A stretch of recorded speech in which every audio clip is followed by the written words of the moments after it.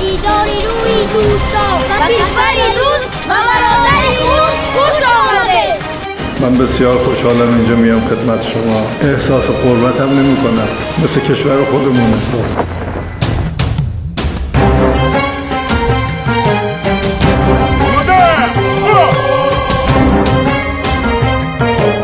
جناب عالی، پرزیدنت جمهوری اسلامی ایران و جریان قراول فخری و مناسبت تشریف دولتی شما و سرزمین جمهوری تاجیکستان ثبت آراخته شد.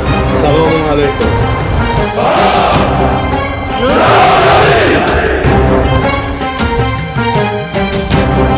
شما را صمیمانه و خانه خودتان خیرآمدم می‌گویم. خیلی ممنونم. مردمان تاجیکستان و ایران را مشترکات بی‌زوال تاریخی و فرهنگی به هم می‌پیوندد. وجود ما در اینجا احساس در حقیقت برادری، دوستی، صمیمیت از درون قلب و وجود است.